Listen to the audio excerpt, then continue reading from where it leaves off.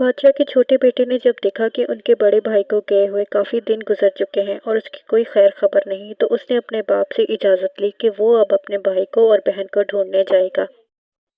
बादशाह ने अपने छोटे बेटे को इजाजत दे दी कि वो जाए और अपने भाई को और बहन को ढूंढ कर ले आए।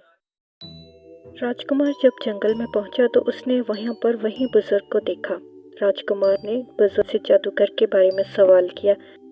बुजुर्ग ने राजकुमार को बताया कि जंगल की दूसरी तरफ उस जादूगर का ठिकाना है, और ये भी बताया कि रास्ते में एक फलों का बाग आता है जो जादुई फलों का बाग है। अगर कोई भी उस बाग में से कोई फल तोड़कर खाएगा तो वो हमेशा की नींद सो जाता है, जैसा कि बड़े राजकुमार को बताया था।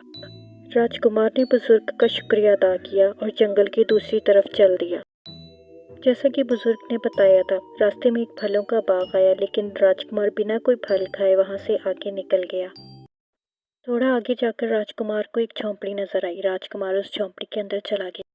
जब राजकुमार अंदर गया तो उसकी बहन वहां मौजूद थी। वो अपनी बहन को देखकर बहुत खुश हुआ और कहा कि इससे पहले कि जादूगर यहाँ पर आ जाए, हम यहाँ से भाग चलते हैं। अभी राजकुमार ये बात कर ही रहा था कि अचानक वहां पर जादूगर आ गया। राजकुमार ने बिना कोई देरी किए जादूगर के ऊपर हमला किया और उसे मार गिराया, और दोनों बहन भाई वहां से भाग गए।